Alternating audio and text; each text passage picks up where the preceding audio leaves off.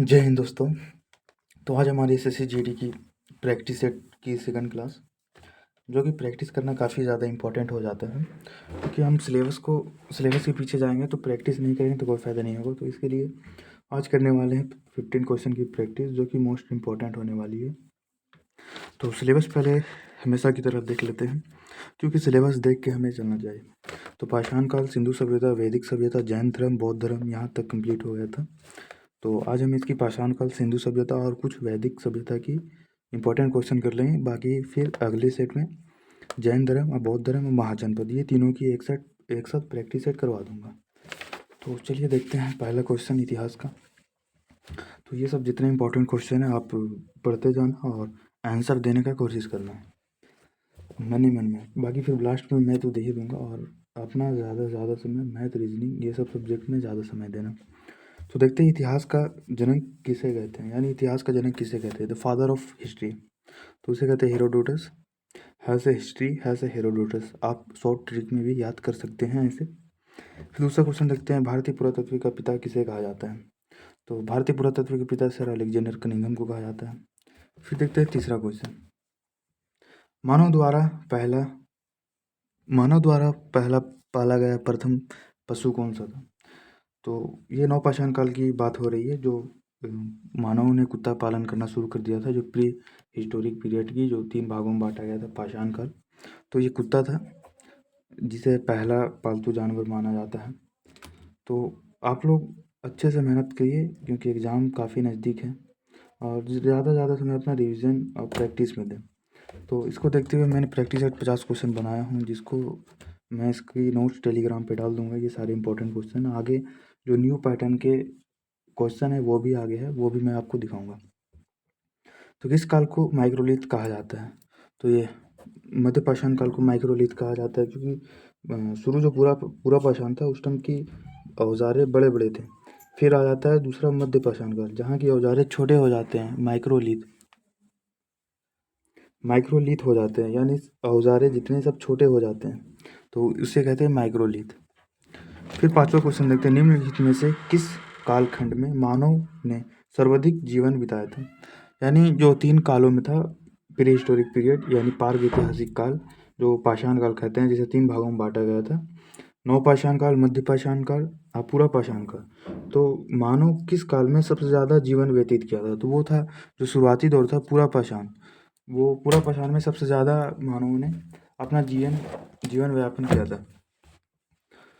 तो देखते हैं छठा क्वेश्चन, मानव द्वारा खोजी गई सबसे पहली धातु कौन सी थी। तो मानव द्वारा सबसे पहली धातु, लोहा तो बाद में वैदिक काल में हुई थी, पीतल तो बाद में हुई, सोना भी बाद में हुई। तो इसकी आंसर हो जाती है तांबा, जो कि इसमें लास्ट में जो दिखाया था ताम्र सभ्यता।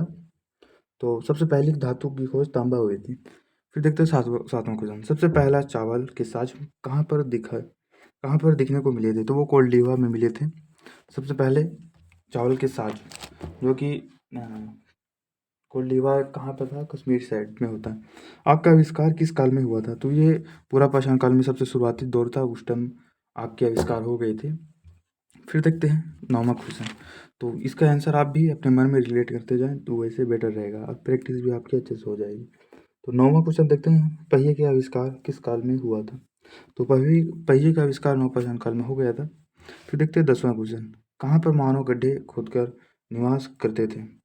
तो कहाँ पे करते थे, वो बुर्ज होम में करते थे, क्योंकि यहाँ पे मानव जो गड्ढे करके वहाँ पे अपना समाधि डालते थे, जो बुर्ज होम में। और बुर्ज होम में मानवों ने पत्थर पे चित्र भी बनाया था। ये भी बुर्ज होम जो इम्पोर्टेंट है, मैंने पूरा पाषाण काल में बताया था आपको। अब थोड़ा स्पीड चलते हैं, क्योंकि क्वेश्चन ज़्यादा है तो समय ज़्यादा लग जाएगा। तो उसके भीमबेटका की गुफाएं किसके लिए प्रसिद्ध हैं।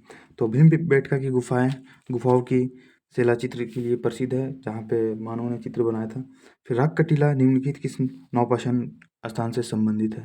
तो राग कटीला रंगन कूलन से संबंधित है। फिर आगे देखते हैं 13वां क्वेश्चन, भीमबेटका किसके लिए प्रसिद्ध है।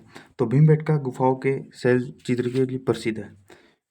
फिर 14 क्वेश्चन, रॉबर्ट ब्रूस फूट थे एक, वो क्या थे, मतलब रॉबर्ट ब्रूस फूट थे जो सबसे पहले पूरा पाषाण जो प्री हिस्टोरिक की सूचना देते हैं भारत में। वो कौन थे, सर रॉबर्ट ब्रूस, जो कि 1863 ईस्वी में ये पाषाणकालीन सभ्यता की खोज करते हैं भारत में, जो कि ये बहुत ही इंपॉर्टेंट नेम है इनका, रॉबर्ट ब्रूसफुट, तो इसको आप याद रखिएगा। ये भूगर्भ वैज्ञानिक थे जो सर रॉबर्ट ब्रूसफुट ने थे। फिर 15वां क्वेश्चन देखते हैं, भारतीय उपमहाद्वीप के कृषि के प्राचीनतम साक्ष्य प्राप्त हुए हैं। तो भारतीय उपमहाद्वीप के कृषि के प्राचीनतम साक्ष्य कहाँ प्राप्त हुए? तो वो मेहरगढ़ में हुए, जो चावल की खेती के प्रमाण मिले थे। तो क्वेश्चन बहुत से रिपीटेड भी है, तो आप क्वेश्चन को भी अच्छे से ध्यान से पढ़िएगा, और इसकी जब पीडीएफ दूंगा तो इन सारी क्वेश्चनों को 1 से 2 बार रिवाइज कर लीजिएगा। हड़प्पा से निर्मित आभूषण भारत में मध्य पाषाण काल के संदर्भ में प्राप्त हुआ है। तो इनका आंसर था महाद्वारा से, जो कि 16वां का आंसर बी हो जाएगा। तो देखते हैं 17वां, निम्नलिखित में से किसका चालकोलिथिक युग भी कहा जाता है? तो वो ताम्रपाषाण युग, जो कि तीनों जो युग था, पूरा पाषाण काल, मध्य पाषाण काल और नवपाषाण काल, इसके बाद जो आता है धातु युग, जिसे सबसे पहले आता है ताम्र युग, फिर आता है कांस्य युग जिसमें हड़प्पा सभ्यता आ जाती है, फिर आता है लोहा युग जो इसमें वैदिक सभ्यता आ जाती है। फिर देखता है 18वां क्वेश्चन, एक ही कब्र में 3 मानव कंकाल मिले हैं। तो ये दमदमा में मिली हैं, जो कि ये वेरी इंपॉर्टेंट है। 18वां क्वेश्चन, एक ही कब्र में 3 मानव कंकाल मिले हैं। फिर देखते हैं 19वां, हड़प्पा सभ्यता का सर्वाधिक मान्यता प्राप्त काल है। तो ये जो हड़प्पा सभ्यता का जो सर्वाधिक मान्यता काल जो निर्धारित किया जाता है, वो भी हो जाता है 1500 ईसा पूर्व से 1750 ईसा पूर्व तक।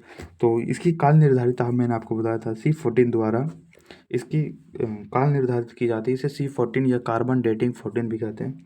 इसमें ऊपर की कोई भी सामग्री की ऊपर की पेन की परत की जांच करके वैज्ञानिक पता लगाता है कि ये कितनी पुरानी है। तो उसी C14 द्वारा इसकी काल निर्धारित की गई है 1500 ईसा पूर्व से 1750 ईसा पूर्व। फिर देखते हैं 20वां क्वेश्चन, सिंधु घाटी की सभ्यता में घोड़े के अवशेष कहाँ मिले हैं? तो वो सुरकोटदा में मिले हैं घोड़े के अवशेष। फिर देखते हैं 21वां क्वेश्चन, सिंधु घाटी स्थल कालीबंगा किस प्रदेश में है? तो ये राजस्थान में है। सिंधु घाटी स्थल जो कालीबंगा, जो काफ़ी प्रसिद्ध है, यहाँ से चूड़ियों की अवशेष ये सब मिले, महिलाओं की मेकअप की सामग्री मिली है कालीबंगा से। तो आप हिस्ट्री को एक कहानी जैसा रिलेट करके याद करें, क्वेश्चन को भी आंसर वैसे ही दें। सिंधु घाटी सभ्यता के लोग का मुख्य व्यवसाय क्या था? तो मुख्य व्यवसाय व्यापार था, जो कि विदेशी व्यापार, मेसोपोटामिया, इजिप्ट, ये सब यहाँ तक का इनका व्यापार होता था। और ये सब पता चला है सिक्कों से, सिक्के और मोहरे से, क्योंकि यहाँ के मोहर मेसोपोटामिया उधर भी मिले हैं और उधर की मोहर यहाँ भी मिले। तो इससे पता चलता है कि हाँ, इन दोनों में व्यापार भी हुआ करता था। और मुख्य व्यापार का स्थल पूछे तो वो लोथल था, जो कि गोदीवाड़ा था गुजरात में। फिर देखते हैं हड़प्पा सभ्यता के निवासी थे। हड़प्पा सभ्यता किसके निवासी थे? ग्रामीण नहीं, ये थे शहरी। बाकी ग्रामीण की बात करें तो आगे वैदिक सभ्यता आती है इसके बाद। तो वैदिक सभ्यता ग्रामीण थी, बाकी हड़प्पा सभ्यता शहरी मानी थी। यहाँ की सड़कें ग्रिड पद्धति में 90 डिग्री की समकोण रोड काटती थी, नालियाँ ढकी हुई थी, यानी काफ़ी डेवलप शहर था उस टाइम। फिर देखते हैं हड़प्पा वासी किस वस्तु से उत्पादन में सर्वाधिक थे? सर्वप्रथम थे तो वो कपास की हमेशा ये प्रचलित रहा, क्योंकि हड़प्पावासी कपास कोई, ये पूरा एशिया का जो मेन हब था वो हड़प्पा सभ्यता ही था, जिसे कपास की खेती सबसे शुरू की। फिर देखते हैं निम्नलिखित विद्वानों में से हड़प्पा सभ्यता का सर्वप्रथम खोजकर्ता कौन थे? तो जो निम्नलिखित में से जैसे विद्वानों में माना जाता है हड़प्पा सभ्यता का खोज किसने किया, तो वो दयाराम साहनी ने किया। 1921 में हड़प्पा शहर की खोज करते हैं, जिसकी हड़प्पा शहर कौन से नदी के किनारे है? तो वो रावी नदी के किनारे है। और ये किनके द्वारा खोज करते हैं? तो वो सर जॉन मार्शल के द्वारा। ये उस टाइम पुरातत्विक के हेड थे सर जॉन मार्शल, इनके नेतृत्व में दयाराम साहनी ने खोज करते हैं। हाँ, भारतीय पुरातत्विक के पिता किसे कहते हैं? वो कनिंघम। तो आप ऑप्शन देखिए, ये ऐसे माइंड में दूसरा भी आंसर घुमाते रहिएगा। फिर देखते हैं सिंधु सभ्यता का पतन नगर बंदरगाह कौन सा है? यानी सिंधु सभ्यता का बंदरगाह, जहाँ मैंने बताया कि एक मात्र बंदरगाह लोथल था जहाँ से व्यापार हुआ करता था, ये गुजरात में है और ये भोगवा नदी के किनारे। तो आपको सारे शहर और उसके नदी और उसकी खोजकर्ता और कब खोजा गया, इसकी मैं एक चार्ट टेलीग्राम पे डाल दिया हूँ। वो सब इंडस वैली सिविलाइजेशन के फर्स्ट पीडीएफ में आप देखेंगे, मिल जाएगा। तो वो जो 13 इंपॉर्टेंट शहर है वो बहुत ज़्यादा इंपॉर्टेंट है, उसको आप देख लीजिएगा। फिर देखते हैं पैमाने की खोज ने यह सिद्ध कर दिया कि सिंधु घाटी के लोग माप तौल से भी परिचित थे। यह खोज कहाँ हुई थी? तो वो लोथल में हुई थी, जहाँ की न्यूनतम 16 केजी की बाट मिली थी, जो सबसे कम थी। बाकी से बड़े-बड़े बाट थे, यानी इससे ये पता चलता है कि उस टाइम माप-तोल का भी साधन था और ये सबसे न्यूनतम 16 केजी की बाट मिली थी। फिर हड़प्पा सभ्यता की खोज किस वर्ष में हुई थी? तो हड़प्पा सभ्यता की खोज 1921 में होती है, दयाराम साहनी के द्वारा। फिर देखते हैं हड़प्पा सभ्यता के संपूर्ण क्षेत्र का आकार किस प्रकार का था? तो वो त्रिभुजा आकार का था, यानी भारत ये ऐसे था। ये यहाँ से ये जो मैप मैंने पढ़ाया था आपको, तो उसमें आपको याद होगा, या रिवीजन नोट्स आप रिवीजन कर लीजिएगा, तो ये ऐसे त्रिभुजा का हड़प्पा सभ्यता का क्षेत्रफल था। और फिर ये इंपॉर्टेंट हो जाता है, इसको आप पीडीएफ में दूंगा तो अच्छे से समझ जाइएगा। ये इंपॉर्टेंट न्यू पैटर्न का क्वेश्चन है, तो आप इसे ध्यान से देखिए। तो क्वेश्चन क्या कहता है, तीसरा क्वेश्चन, सूची 1 को सूची 2 से सम्मिलित कीजिए। यानी सूची 1 दे देगा आपको स्थल और सूची दूसरा में दे देगा नदी। यानी आपको सही करना है कि हाँ, पहला ए का हड़प्पा और ये इसकी स्थल हड़प्पा, इसकी नदी कहाँ है? रावी। तो चलिए ये तो एकदम सही है। फिर देखते हैं दूसरा, मोहनजोदाड़ो और यहाँ दे दिया सिंधु, तो ये भी एकदम सही है। मोहनजोदाड़ो सिंधु नदी के किनारे, ये भी सही है। फिर देखते हैं तीसरा, लोथल और इसकी नदी कौन सी है? भभुआ, तो ये भी राइट है। तो आपको यहाँ कुछ भी दे देगा और पूछेगा कि इनमें सही क्या है, तो देखिए आप आंसर क्या है इसकी। तो डी में दे देगा कालीबंगा, इसकी नदी घाघरा नदी, तो ये भी राइट है। तो यहाँ पे अब देता है इसी कूट भाषा में आप आंसर दीजिए। यानी पहला का ए का 1, बी का 2, सी का 3, डी का 4। अब बी में आ जाता है ए का 2, बी का 1, सी का 4, डी का 3। सी में आ जाता है ए का 4, यानी ए में जो है वो चौथा नदी का मिलान किया हुआ है। तो इसमें आपको हाँ, ध्यान ये देना है कि हाँ, फॉर एग्जांपल डी की कालीबंगा, ये कौन सी नदी की? तो घाघरा नदी की। तो यहाँ डी में आपको देखना है, डी डी की कालीबंगा सही है, और डी की जो नदी है वो घाघरा नदी, चौथा है, तो ये सही है। तो इसकी आंसर हो जाएगी 4। जैसे फॉर एग्जांपल पीछे अभी पीडीएफ में पलटना पड़ेगा, तो ए की थी हड़प्पा और इसकी नदी थी रावी, तो ये भी सही है। ये भी सही हो जाता है। बी में होता है मोहनजोदाड़ो और इसकी नदी सिंधु, तो ये भी सही हो जाता है। और सी में क्या हो जाती है? सी में हो जाती है लोथल, लोथल और इसकी नदी भभुआ, तो ये भी सही हो जाती है। इसकी राइट आंसर ए हो जाती है। तो इसको मैं पीडीएफ दूंगा, तो आप एक इंपॉर्टेंट क्वेश्चन न्यू पैटर्न समझिए, आप इसको एक दो बार देख लीजिएगा। बाकी से आर पैटर्न की क्वेश्चन बने तो मैं, और न्यू पैटर्न की भी तो मैं दिखाऊंगा आपको आगे। हड़प्पा सभ्यता के अंतर्गत हल से जोते हुए खेत का साक्ष्य कहाँ मिला है? तो वो कालीबंगा से मिला था, जो जुते हुए खेत के परिणाम मिले थे। और यहाँ पे घर के अंदर सोख्ता भी मिला था, जो घर के अंदर कुआं जैसे जो पानी सोखने वाला बना रहता है, वो भी मिला होता। फिर देखते हैं सिंधु सभ्यता की ईंटें का अलंकृत किस स्थान से मिला है? तो वो कालीबंगा से मिला है। मोहनजोदाड़ो कहाँ स्थित है? तो मोहनजोदाड़ो सिंध प्रांत के लरकाना जिला में, जो पाकिस्तान के, वहाँ पर स्थित है। और इसकी खुदाई 1922 में राखलदास बनर्जी या आरजी बनर्जी द्वारा की जाती है 1922 में, और ये सिंधु नदी के किनारे। तो आप कुछ भी क्वेश्चन देखिए तो ऐसे रिलेट करके याद करिए। और फॉर एग्जांपल आप प्रैक्टिस कर रहे तो गुजरात देखें, तो गुजरात शहर में कौन सा प्रसिद्ध शहर मिला था? लोथल। वो कौन सी नदी के किनारे था? तो वो भगवा नदी के किनारे था। फिर उत्तर प्रदेश, ये सब आप शहर देख के, ऑप्शन देखिए, इसके आंसर रिलेट कीजिए, तब आप आगे निकल पाइएगा। तो फॉर एग्जाम्पल आप कहिएगा 33 का आंसर मोहनजोदाड़ो कहाँ स्थित है? तो वो सिंध में स्थित है, आगे खत्म करो। तो नहीं, आपको रिवीजन इस तरीके से करना, मोहनजोदाड़ो कहाँ स्थित है? तो वो सिंध में। आज इसका पूरा नाम याद करिए, नहीं आता तो सिर्फ सिंध ही रखिए। ये कब होती है? तो 1922 में। इसकी खोज कौन करती है? आरजी बनर्जी ने या राखालदास बनर्जी। और ये किस नदी के किनारे है? तो ये सिंधु नदी के किनारे है। तो ऐसे आप रिलेट करके चलिए, सारे क्वेश्चन, हर एक क्वेश्चन की प्रैक्टिस ऐसे करिए। फिर देखते हैं सिंधु सभ्यता में वृत्त स्नानागार पाया गया है, तो वो मोहनजोदाड़ो में, यानी स्नानागार जो पाया गया था वो मोहनजोदाड़ो में पाया गया था। फिर देखते हैं 35वां क्वेश्चन, सिंधु सभ्यता की मुद्रा में किस देवता की सम्मिलित चित्रांकन थे? तो वो आज शिव की चित्रात्मक मिली है। और फिर देखते हैं निम्नलिखित में से कौन सा हड़प्पाकालीन स्थल गुजरात में है? निम्नलिखित में कौन सा हड़प्पाकालीन स्थल गुजरात में है? गुजरात में पूछ रहा है, इंपॉर्टेंट है। तो ये लोथल हो जाता है। किस नदी के किनारे? भगवा नदी के किनारे। ये कहाँ है? हड़प्पा, गुजरात में। और यहाँ गोदीवाड़ा मिला, जहाँ से न्यूनतम माप तोल के लिए 16 केजी का बाट मिला था। और यहाँ पे गोदीवाड़ा, यहाँ से बिजनेस, सारा व्यापार समुद्री मार्ग में था, तो सारा व्यापार यहीं से हुआ करता था। फिर देखते हैं मोहनजोदाड़ो का स्थानीय नाम क्या था? तो स्थानीय नाम मृतकों का टीला था मोहनजोदाड़ो का, क्योंकि वहाँ पे मृतकों का एक कतार में बहुत से हड्डियों का कंकाल मिला था, इसलिए इसे मृतकों का टीला कहते हैं। सेंधु।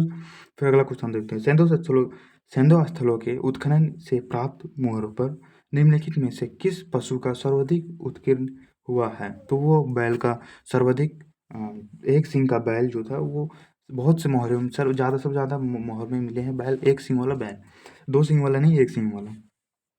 फिर अगला क्वेश्चन देखते हैं, सिंधु घाटी सभ्यता जानी जाती है, तो वो अपने नगर नियोजन के लिए जानी जाती है सिंधु सभ्यता। फिर सिंधु सभ्यता का कौन सा स्थल भारत में स्थित है, तो यह लोथल स्थित है भारत में, जो कि भारत के गुजरात में, बाकी और भी भारत में, पर यहाँ पे आपको ये होगा, मैं फिर से समझा देता हूँ।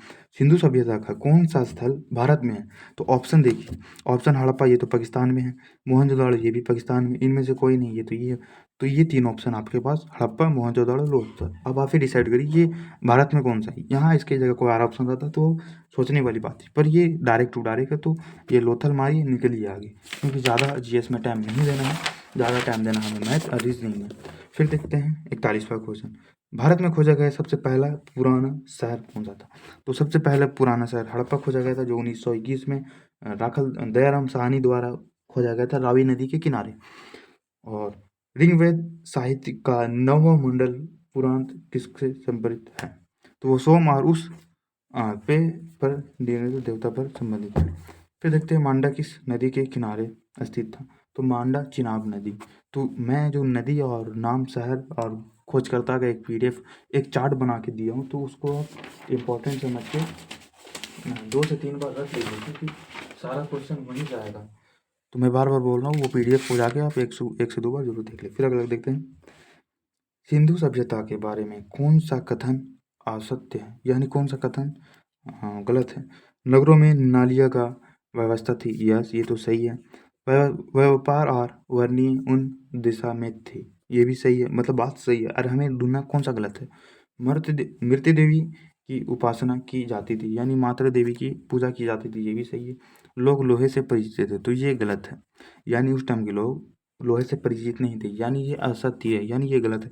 तो इसका आंसर यही हो जाएगा, लोग लोहे से परिचित नहीं थे। फिर देखते हैं हड़प्पा में एक उन्नत प्रबंध प्रणाली का पता चलता है, वो धोलावीरा पता चलता है। अब देखते हैं अगला क्वेश्चन, हड़प्पा में मिट्टी के बर्तनों पर सामान्यतः किस रंग का उपयोग था, तो वो लाल रंग की अलंकृत मिट्टी जो पका के लाल होती है उसकी यूज होती थी। फिर देखते हैं सिंधु सभ्यता निम्नलिखित में से किस युग में पड़ता है, तो वो आधे ऐतिहासिक युग में पड़ता है। सिंधु सभ्यता देखिए इतिहास को 3 भागों में बांटा गया था, प्राग ऐतिहासिक काल, आधे ऐतिहासिक काल और ऐतिहासिक काल। जो प्री हिस्टोरिक में आता है, जो आधे ऐतिहासिक काल, वहाँ लिखित साक्ष्य में उपलब्ध नहीं है, उसको जानने के लिए सिर्फ पुरातत्व साक्ष्य में उपलब्ध है, जिसमें पाषाण काल आता है, पूरा पाषाण काल, मध्य पाषाण काल, नव पाषाण काल, और जो प्रोटो हिस्टोरिक है जिसे आधे ऐतिहासिक काल कहते हैं, उसमें लिखित साक्ष्य में उपलब्ध है, परंतु पढ़ा नहीं गया है। इसमें आता है सिंधु सभ्यता और हड़प्पा सभ्यता, जो बोलो, तो ये वही बात कर रहा है। सिंधु सभ्यता निम्नलिखित में से किस युग में पड़ता है, तो वो आधे ऐतिहासिक काल में पड़ता है। बाकी ऐतिहासिक काल जो पाषाण काल पड़ता है, नहीं पार्क ऐतिहासिक काल में पाषाण काल पड़ता है। फिर ऐतिहासिक काल में जो वैदिक काल के बाद से 2025 तक वो होता है, और इसको भी 4 भागों में बांटा गया, मेडिवल हिस्ट्री, एशियन हिस्ट्री, तो मैं आगे बताऊंगा। देखते सिंधु घाटी सभ्यता की विकसित अवस्था में निम्न में से किस स्थल से घरों में कुआं का अवशेष मिला है, तो मोहनजोदड़ो, यानी घर में कुआं कहाँ से मिला है, तो नहीं ये इसका कालीबंगा आंसर होगा, कालीबंगा, क्योंकि यहाँ से घर पे सोख्ता मिला था, यानी घर में पानी सोखने वाला पद्धति मिली थी, हर एक घर में कुआं मिला था।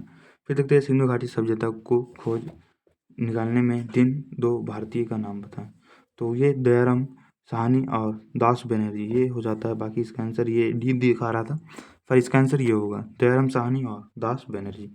फिर लास्टवा क्वेश्चन देखते हैं, हड़प्पा एवं मोहनजोदड़ो की पुरातात्विक खुदाई के प्रभारी थे, तो ये सर जॉन मार्शल थे, यानी इनके द्वारा हड़प्पा सभ्यता खुदाया गया था। तो इसमें से आपको जो क्वेश्चन समझ में नहीं आया होगा, पीडीएफ दूंगा टेलीग्राम पे, तो वहाँ 2 से 3 बार देख लीजिए, और इसकी रिवीजन 1-2 बार कर लीजिए। यहाँ समझ में नहीं आएगा तो रिवीजन में आपको आ ही जाएगा।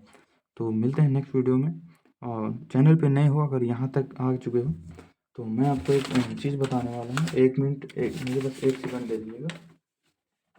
हाँ, तो मैं आपको एक फ़ोन नंबर देता हूँ, 1 मिनट।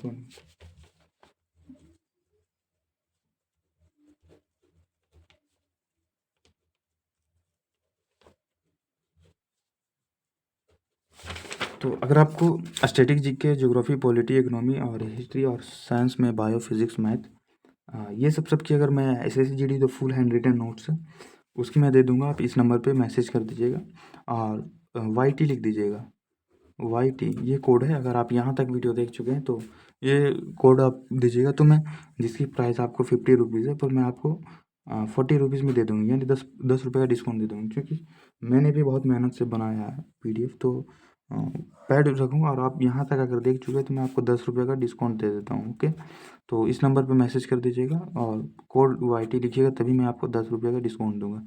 तो मिलते हैं नेक्स्ट वीडियो में। जय हिंद।